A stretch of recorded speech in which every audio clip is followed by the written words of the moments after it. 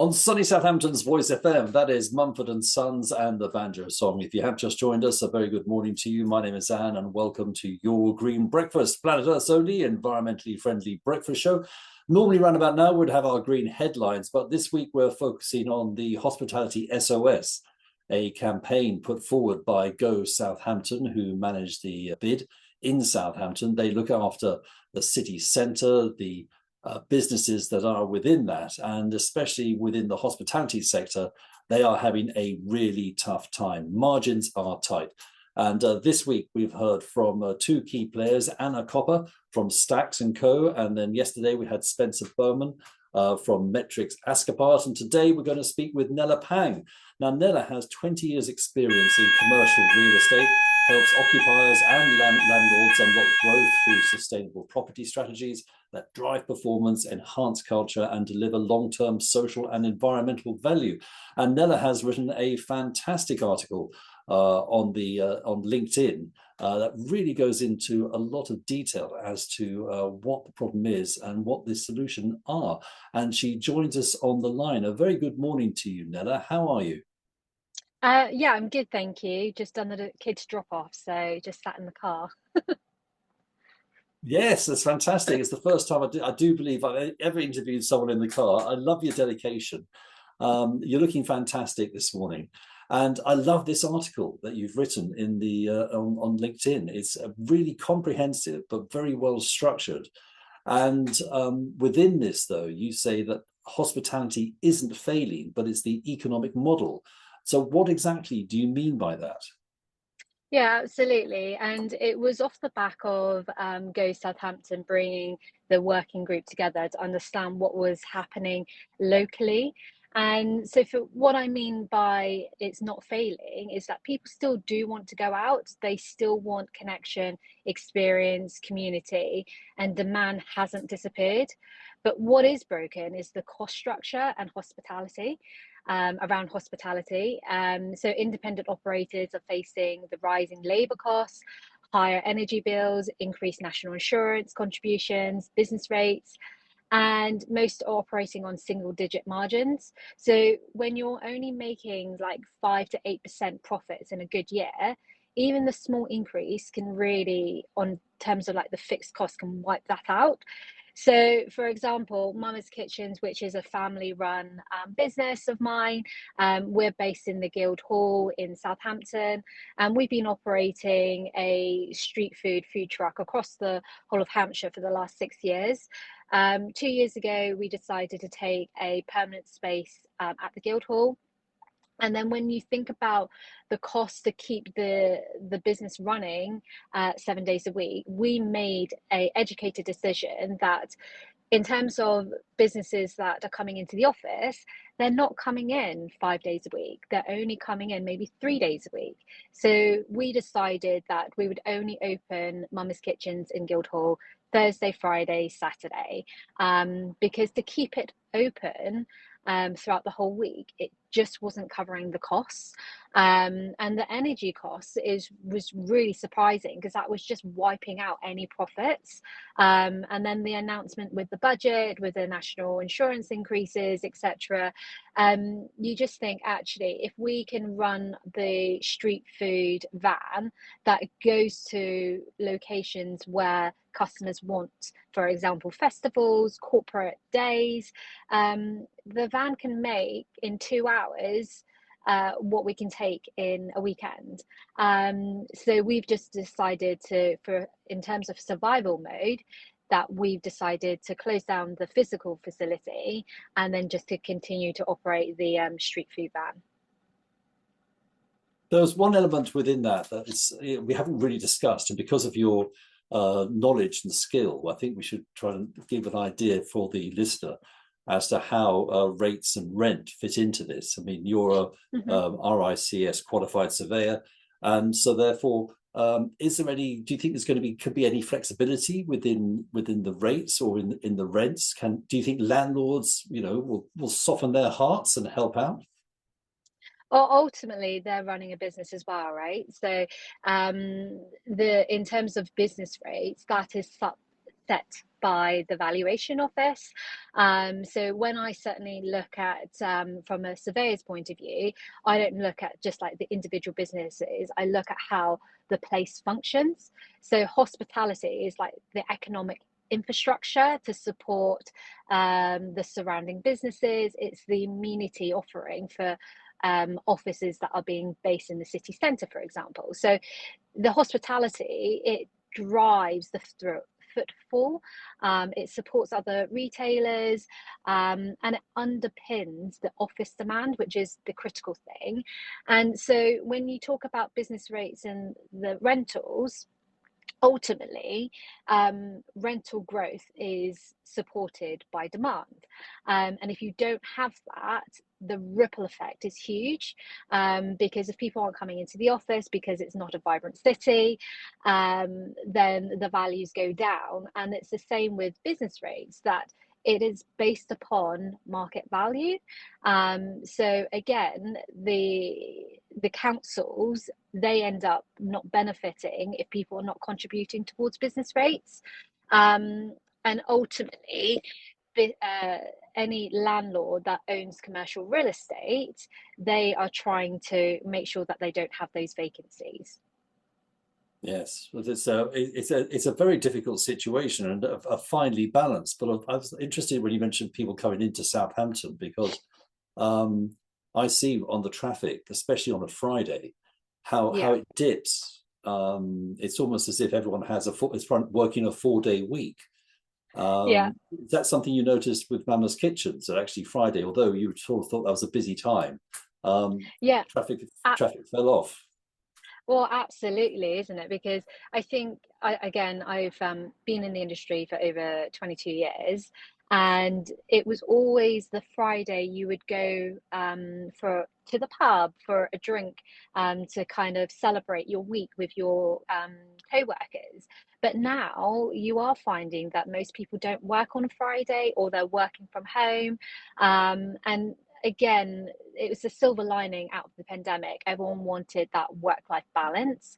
So in terms of how real estate adjusts to that, it's still adjusting. And unfortunately, there is that ripple effect, because if you can't create the vibrancy that an investor or developer like relies on when they're making a decision throughout the whole of the UK, where shall I put our capital? When you see cafes, pubs, restaurants close, it's not just a sad headline, it really does weaken the entire ecosystem of a town or a city. So placemaking isn't just about the buildings, it's about the mix of use that really makes a city come alive. And this is something you talk about in your article on LinkedIn, is this idea for using wider voices to bring into this discussion. Because at the moment, we're talking about, I mean, you're obviously from the sort of the infrastructure side of it, but previously we talked about two people who are sort of at the coalface, the ones that are serving the customers. But you talk about investors and lenders, developers, suppliers, producers, property owners, and asset managers, bringing more of these people into the discussion. Are they ready to do this, do you think? Because sometimes I feel that they are happy with what they do, but they're not really that focused on the community. Yeah, no, 100%. I think, so I sit a part of the RSCS Commercial Property Panel Group, which is a global group which basically supports surveyors at the front line. So understanding what is actually happening in the markets, what are the trends, and how do we actually support the surveying industry.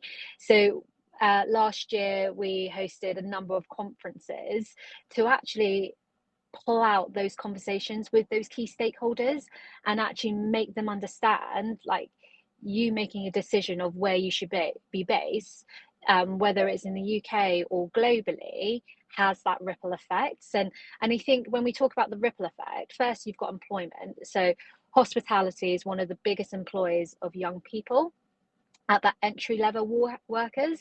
So when independents close, those opportunities shrink.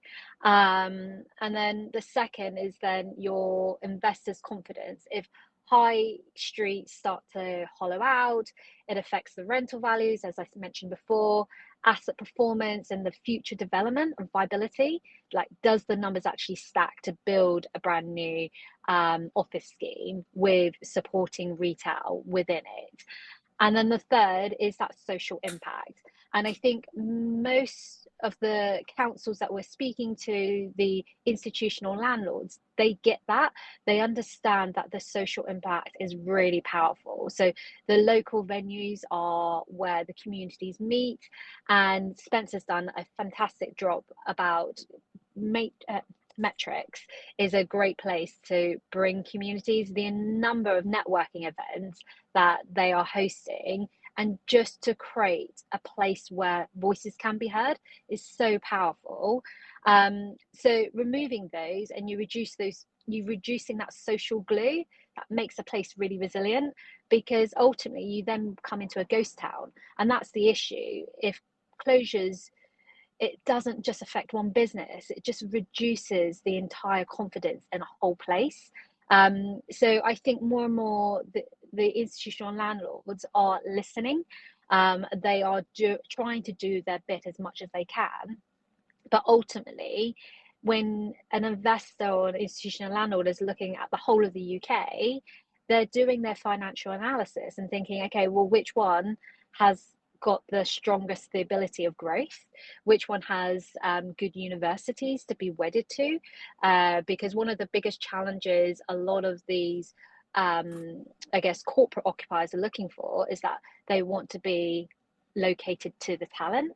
And the great thing about Southampton is that you've got great universities here. They are pushing out a lot of strong talent. So what those students need is then a place that they want to live and they want to stay. And I think, again, one of the big things that we've noticed is that not everyone is driven to go to London, for example, to the bright lights. They don't necessarily, it's not driven by money. So they're not looking for the highest salary. They want somewhere that they feel like it's home. They want that work-life balance.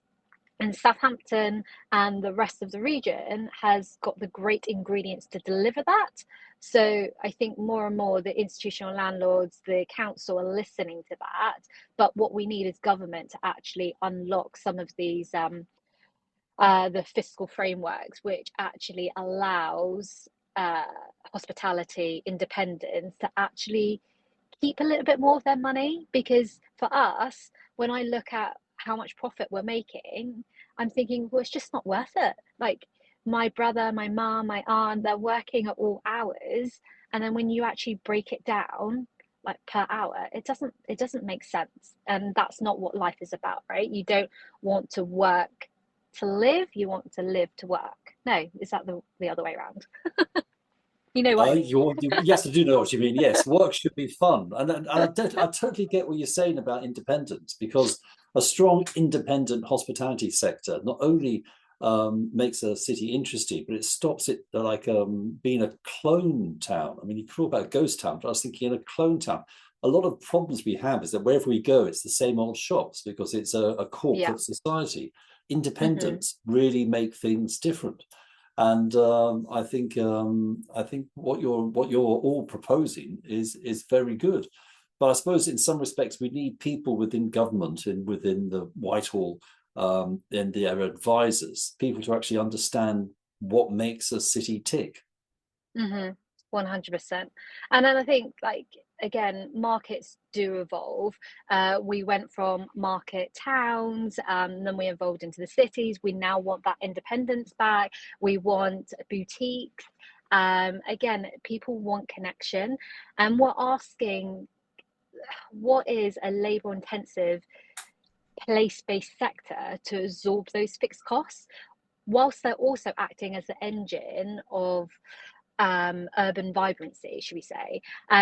So business rates, for example, they are tied to physical occupation, and hospitality can't go digital in ways that other sectors can. So it's inherently location dependent.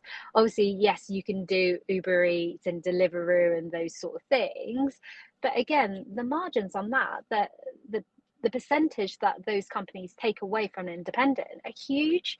And then you think, oh, again, is it worth it? Like, what are we doing? So unfortunately, a lot of some of the hospitality owners, is all about passion. They want to create something. They want to deliver something for the community.